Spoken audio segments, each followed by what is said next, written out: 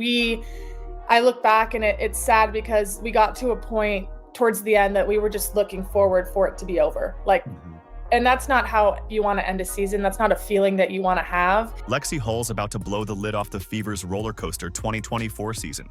There are all these pressures and expectations, but we as a group were really resilient. That's just the tip of the iceberg. But what really happened behind closed doors? In her latest interview with Locked On Women's Sports, Hull unveils the biggest secrets of the Indiana Fever's magical turnaround alongside Caitlin Clark. Delighted to have ACC legend Lexie Hull. Is that what we have to do now? Oh my God. Ew, I don't like the sound of that. I know, me either. What really caused their early meltdown? And how did they flip the script to become title contenders? What was the role of Christie Sides in all this? What does she really think about her new coach, Stephanie White? Get ready for the inside scoop on Indy's wild ride. Are you ready? Let's go. When I was in college, I didn't even know if I wanted to play professional basketball because I didn't know if it was a real career path for me. Picture this: Lexie Hull, a former national champion and the 6th overall pick in the 2022 WNBA draft, sitting on the bench, watching, waiting. It's not how she thought her 2024 season would start, but there she was, on the sidelines, while Katie Lou Samuelson and Christy Wallace played instead. When you're talking to Christie Sides early on, where you're being told, I am going to get more of this playing time, more of this opportunity, and does that help feed your confidence as well? Hull's time in the WNBA had been tough. Her shooting wasn't as good as it was in college. In her first 2 years, she struggled, with her three-point shots only going in 11% to 22% of the time. That was a big drop from her great shooting at Stanford. I think, definitely early on in my career when our team, my first year, winning 5 games in a season, and then you're not performing great, it's like, where do I belong? This league is tough. Like, what am I doing wrong? And so there's doubts for sure. The pressure was hard to handle. Hull pushed herself in every practice and game to show she belonged. It wasn't just about living up to being picked 6th in the draft anymore.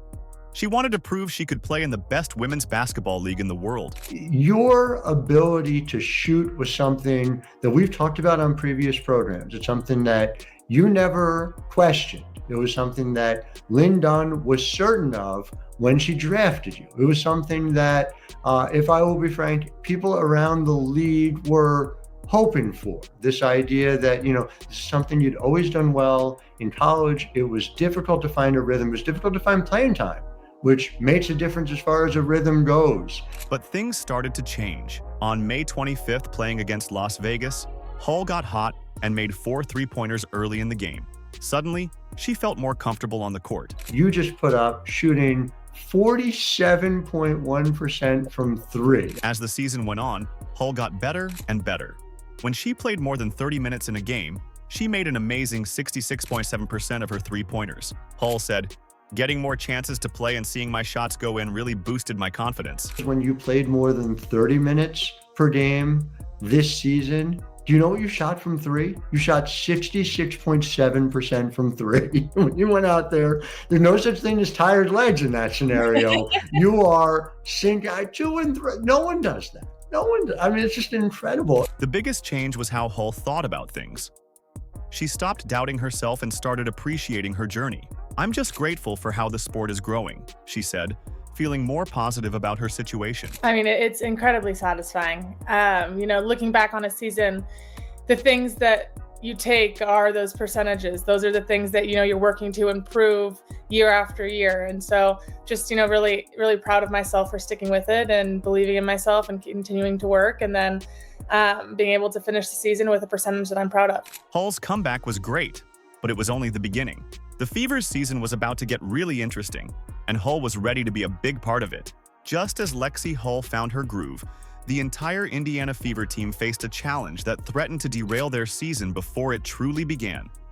11 games in 20 days. It sounds impossible, doesn't it? For the 2024 Fever, it was just the beginning of their uphill battle. Our season was not always fun, and I think that you learn a lot from that. And so being able to kind of talk about those experiences and share like how we can be better and like just stick it out. Like it's okay. Like, yes, losing games sucks. No one wants to lose games. The WNBA hadn't seen a schedule this brutal since 2003. Now, imagine facing this gauntlet as a young team still trying to find its identity. The Fever weren't just playing games. They were battling against the league's elite night after night, with barely a chance to catch their breath. Obviously, even if we didn't have a brutal schedule at the start, the expectations are still there and it might not go how you want it to go. And that's just part of those growing pains. And then you add in trying to build chemistry, and then you're adding in a very difficult schedule. As the losses piled up, so did the pressure. The team stumbled out of the gates with a disheartening 2-win, 9-loss record. For a squad that had just landed the #1 draft pick, expectations were sky high. But instead of living up to the hype, they found themselves in a downward spiral. Lexie Hull, still finding her footing after her early season bench stint, felt the weight of those expectations. In her own words, she described the team's mindset. It's all of these pressures and expectations, again, it's like, are we good enough? Are we going to be good enough? Behind closed doors, the team's morale was hanging by a thread. Coach Christie Sides faced the unenviable task of keeping her players focused and motivated amidst the mounting losses. But how do you build team chemistry when you're constantly on the road? Facing one tough opponent after another, the lack of practice time only compounded their struggles. With games coming thick and fast, there was little opportunity to work on their weaknesses or develop new strategies. It seemed like the Fever were caught in a perfect storm of bad scheduling and tough competition. We ran the numbers at the Nets. No one had gone through what you went through since the 2003 WNBA season. Was it hard in those early days to kind of keep your equilibrium between the attention and the amount of difficulty in the schedule itself? How close did they come to falling apart?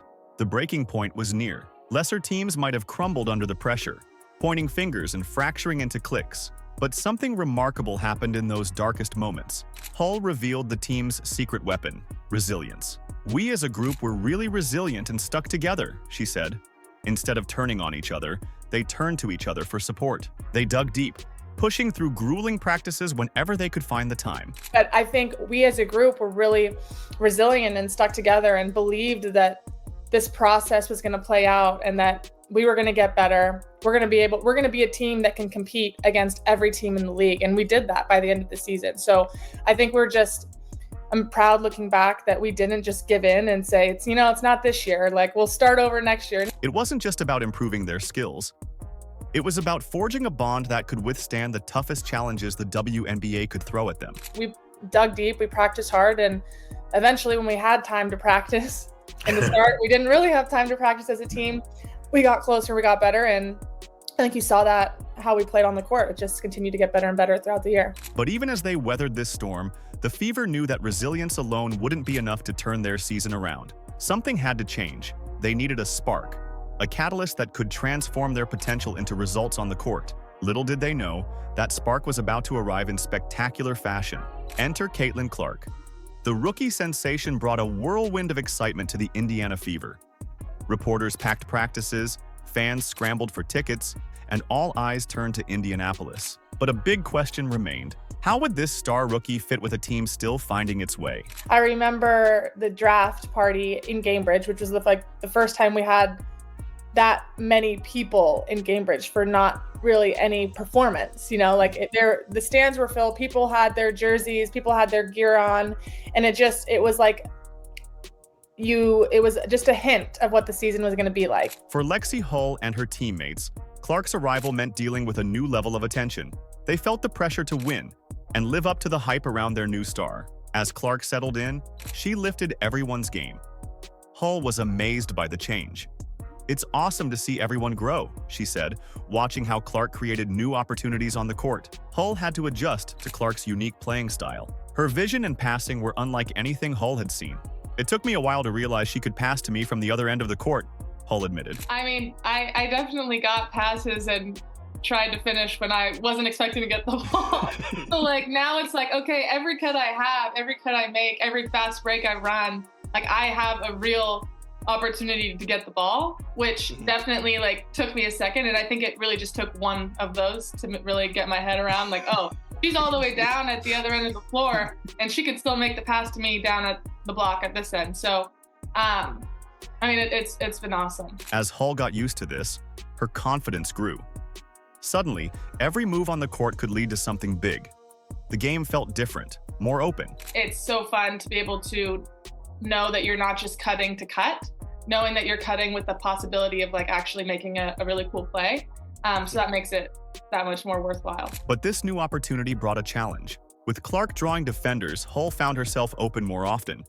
Now she had to ask herself, could she make the most of these chances? How would she handle this new freedom on the court? And I think it's really fun because they garner so much attention, obviously, from the other team's defense. So then it allows the other players, me included, to make cuts, make reads, and they're really good at finding, those openings and giving the ball up when it's needed and finding the better shot. So it's really fun, and I feel really lucky to get to play with them. Picture this. A player shooting 66.7% when playing over 30 minutes. Sounds impossible, right? Yet for Lexie Hull, these video game-like stats became reality. How did she go from a bench player to one of the league's best shooters? Hull's shooting numbers are off the charts. Her three-point percentage jumped to 47.1%, way above the league average of 35%. And when she played over 30 minutes, she hit an incredible 66.7% of her shots. That's 2 out of 3 finding the net, leaving defenders stunned. I think, kind of how you mentioned earlier, just finding the rhythm, finding the confidence in game. Shooting 25 shots in a row in practice is different than getting your 4 looks in a game and not being able to knock them down and having the confidence to continue shooting them. So I think just getting the opportunity in that second half of the season and seeing them go in and then continuing to get those open looks really just fed that confidence, and I think that hot streak towards the end. You'd think Hull changed her shooting form or spent all day in the gym, but she didn't. The real change was in her head. Hull focused on staying confident and calm during games, embracing the pressure instead of cracking under it. "I'm going to hold myself to that standard," Hull said, showing she wants to keep improving. But shooting this well comes with its own pressure. One bad game, and people start wondering if she's lost her touch. You shot 60% from 3 during those 11 starts during the regular season. Hull prepares by staying consistent in practice and getting mentally ready. She works on keeping cool when it matters most.